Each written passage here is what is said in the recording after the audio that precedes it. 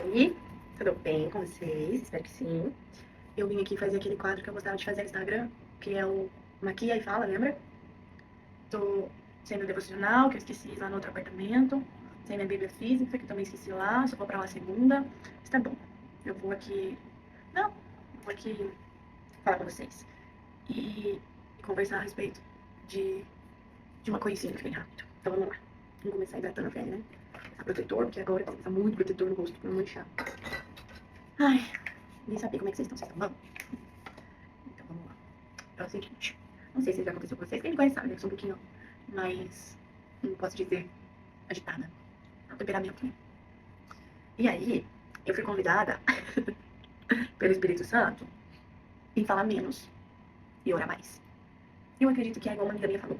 É a Betânia do Senhor, né? Todos precisam passar por ela. E existe um refúgio. Quando eu morava em Limeira, eu tinha, né, várias mesas para que eu pudesse me sentar. As mesas dos meus tios, que sempre foram muito usados por Deus para me discipular, sabe? Eu acredito que eles me discipulavam muito. Até hoje me discipulam com o exemplo de vida deles. As minhas amigas, que a gente sempre fazia um cafezinho, então tinha ali um renovo que o Senhor derrama, inclusive a poder nas mesas em que você se assenta. Você sempre tem que estar se perguntando se a mesa que você se assenta, você levanta como, né? Você levanta renovada, edificada, ou pelo contrário, você levanta atribulada. Se você estiver se levantando dessas mesas atribulada, eu te aconselho a trocar as mesas. Então isso era um refrigério, né? Tinha a mesa da minha cunhada, que sempre foi muito minha ouvinte, e às vezes a gente quer só falar, né? Às vezes a gente só quer alguém pra nos ouvir, nos abraçar, e às vezes abraçar fisicamente, às vezes abraçar nossa alma, sabe? E entrar em intercessão e oração pela nossa vida. E glória a Deus por essas pessoas, né? A gente é um ser relacional, né? Vamos combinar. Então precisa disso. E aqui, a gente já teve algum tempo de mesa com algumas pessoas que o Senhor nos permitiu, mas como eu fui convidada a observar mais, orar mais e falar menos, eu tô tentando isso, sabe? E eu vejo que, tipo assim, o fato da mudança geográfica, ela expõe muito a gente, sabe? A gente sai muito da zona de conforto, por mais que seja um sonho. A gente se torna exposta a muitas coisas, ao novo, ao antigo que ainda não foi curado e ele volta pra ti. Acredito que seja o próprio Espírito te mostrando ali que existem coisas que não estão resolvidas e precisam para o próximo passo. E também, que foi o que eu ouvi ontem no culto, inclusive tá aqui no meu status já. Se você não assistiu, você tá perdendo. O Tri Mulheres foi tremendo lá. Eu quase fui, gente, vocês acreditam? Tava lá vendo o Blablacar, não quero você, mas é doido. Eu só não fui porque eu fiquei com medo na hora de voltar. E eu não consegui carona, porque eu tô no grupo lá das meninas. E se eu tivesse conseguido uma companhia, eu iria, dirigindo mesmo. Que é perto, 2 horas e meia daqui. Então eu iria. Mas amém, eu sei todas as coisas. Não fui presencial, mas recebi da mesma forma, no online. E aí, ela falou no sentido de entrar, sabe? De descansar quando necessário, de entrar na dependência de Deus. Total. E não tem como, a gente sabe que a mudança, a ação, né? Qualquer ação aqui na Terra física, ela move o céu. E eu não sei se vocês acreditam, eu acredito em mundo espiritual. E existem os principados, potestades que são de cada região. Então nós saímos de um e entramos em outro. E tudo isso mexe conosco. Tudo isso. E a gente precisa estar sensível à voz de Deus. Mas o estar exposto, vulnerável a novos ares, ele é muito desafiador. Por mais que tenha sido um sonho, sabe? Quem falar que ficou inteira é porque, sei lá, né? Tá numa maturidade maior. E até isso, sabe? Quando você entra na dependência, é para um nível de maturidade maior. O Senhor espera isso de nós. E Ele nos prepara para isso, porque Ele é didático, né? E nós precisamos, às vezes, de pessoas, lugares, principalmente, que Deus usa muito, circunstâncias, para nos amadurecer. Então, peraí, deixa eu passar.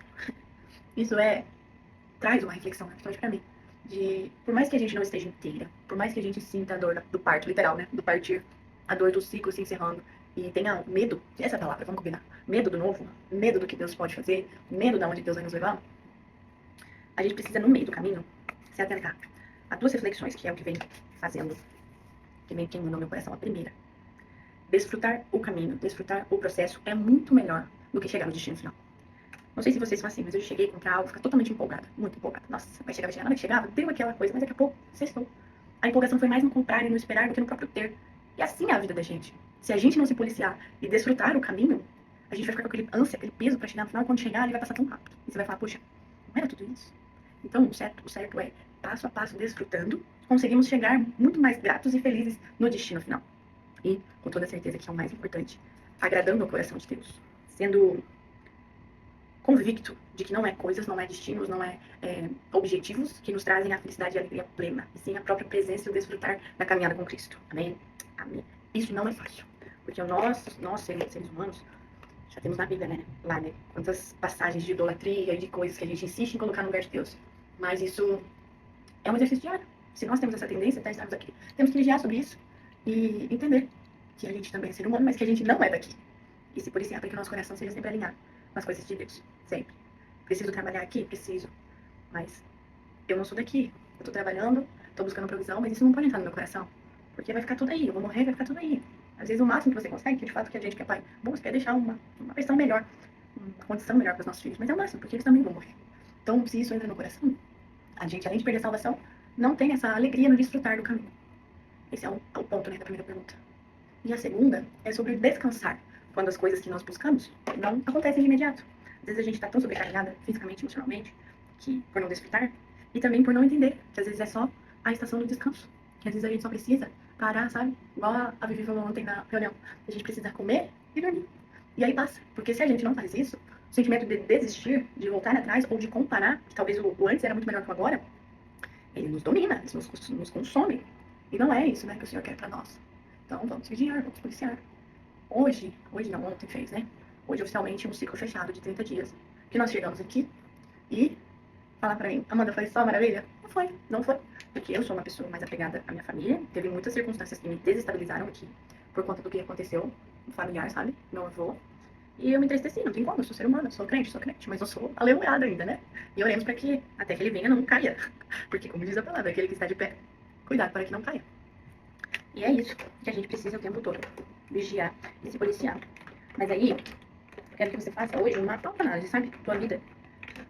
E se você ainda não está onde você quer estar, não alcançou aquilo que você ora, busca e quer alcançar, eu quero te fazer uma pergunta e um convite. A pergunta primeiro é: você, de fato, está alinhada com o seu querer? Como assim, Amanda? Alinhada.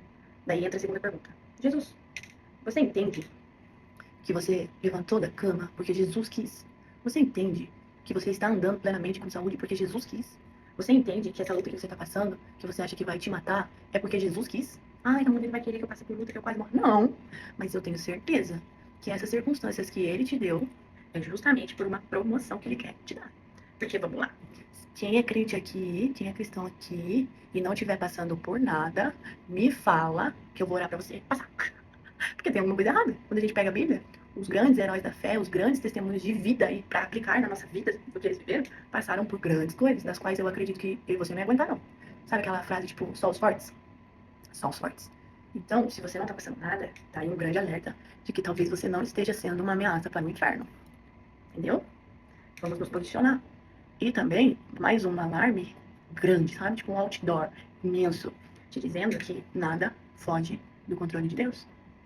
Então você precisa entender que nada foge do controle de Deus. Não é fácil, gente. Quem disse que é, mentiu. Quem falou que a vida do crente é fácil, mentiu. Quem falou que no mundo nós não teríamos aflições, mentiu.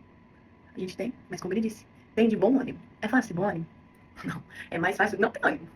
Mas se você obedecer a palavra liberada que tem, se não me engano, em Mateus, dizendo que tenham bom ânimo, porque eu venci o mundo, e no mundo vocês terão aflições, é isso, né? Invertido. Se você crê nessa promessa que está sendo liberada através dessa palavra, você encontra descanso, porque ele alivia. E, consequentemente, descansando, você tem renovo, ânimo para seguir mais um dia. Então, para de ficar pensando o que você vai fazer lá na sexta que vem, que está te consumindo. Você tem que ter preocupações leves e momentâneas, mas você tem que ter no ponto certo, no equilíbrio certo, para não te consumir. Porque ele cuida dos pardais, veste os lírios e tantas outras coisas, justamente porque nada foge do controle dele. Nada foge. Ah, isso é fácil falar, não é? Não é nem pra falar, gente. Pra quem não sabe, eu já tive uma, uma doença, igual a mulher do fluxo de sangue. Eu fiquei com hemorragia por 7 meses. E se eu falar pra vocês que foi a época que eu me senti com mais fé? Porque eu fiz uma das orações mais ousadas, eu acho. Inclusive, saudades daquela manta. Tem que orar mais daquela manta. Que era assim: Senhor, eu não vou tirar meu útero. Eu não aceito tirar meu útero. O Senhor é poderoso pra fazer. Ah, você colocou Deus na parede? Não, eu criei naquilo que ele fez. Na mulher do fluxo de sangue, que é capaz de fazer na minha vida. E por um posicionamento ousado, eu declarei com a boca, não pra intimar o Senhor, mas pro inferno ouvir, de que o Senhor me tinha me feito com útero. Então, se eu fosse morrer, eu ia morrer com meu útero. Porque eu estava à beira da morte. O médico chamou meus pais lá e falou: nós não podemos seguir dando sangue pra Amanda e nem as doses cavalar que estamos dando de hormônio pra ela. Porque cortou o vídeo aqui. Então o médico falou: porque vai começar a gerar efeitos colaterais. E então ela pode separar, assim, né? Mas como vai ter efeitos colaterais, a gente não sabe pra onde pode ir isso. E aí, em uma tarde, nessa tarde, meus pais foram chamados que eu fiz essa oração. Eu entreguei de verdade. Eu falei: Senhor, perdoa os meus pecados e conforta aqueles que ficam. Mas eu não aceito, Senhor. Eu vou com o Senhor. E foi muito doído, porque eu ouvi meu pai virar pra mim e falar assim: eu nunca vou esquecer. Meu pai com os olhos assim marejados, bem, porque hoje eu sou mãe, eu sei como dói. ver o filho dessa forma. E eu entendo mais meu pai hoje. Mas meu pai olhar pra mim e falar assim, filha, a gente não ama aquilo que a gente não vê. E talvez seja por mulheres como você que tenham crianças pra ser adotadas. Então, o pai já te viu, te ama e não quer te perder. Se for da vontade de Deus que você adote uma criança, amém, mas vamos fazer a cirurgia, se tiver necessidade, vamos tirar seu útero pra que você fique viva. E aí eu peguei e falei assim, eu sei, pai, eu sei que Deus fez, quem sabe também posso adotar, mas eu não aceito, pai. Eu não aceito, eu tinha 18 pra 19 anos, eu não aceito. Eu vou gerar. Ou eu vou morrer, só não falei isso pra ele, pra não chorar mais, né? E vocês sabem aqui, pelo menos no meu WhatsApp, eu acredito que a maioria saiba da minha história, que eu perdi meu primeiro filho, que eu não gerei meu útero, e que hoje eu tenho meu milagre nos braços. Ah, mano, é porque você fez? Não, não foi por mim. Foi pelo Senhor. Foi por ele, pela misericórdia e pela graça dele. E, voltando lá pro início do vídeo, o convidar a se falar menos e orar mais. É isso que vocês vão ver aqui pra frente. Eu mais objetivo nos vídeos. Eu deixando o Senhor fluir através dessa ferramenta sobre a minha vida, do que ele já fez. Desfrutando o processo e crendo que aquele que começou a boa obra é fiel para completar. Eu espero que uma parte desse testemunho da minha vida tenha edificado você. E que você seja abençoado, que você seja renovado, que seu coração se encha de esperança no Senhor, em Jesus, que é o único digno de louvor, de adoração, de entrega e digno da tua atenção. Coloca todas as tuas preocupações, aflições, chama a atenção daquele que pode fazer o impossível. Só ele, não é o irmão do lado, não é aquele que você acha que vai resolver seus problemas, não é. É só o Senhor Jesus. Coloca tudo aos pés dele. Buscai primeiro o reino dos céus e as demais coisas serão acrescentadas. Que Deus te abençoe poderosamente. Amém.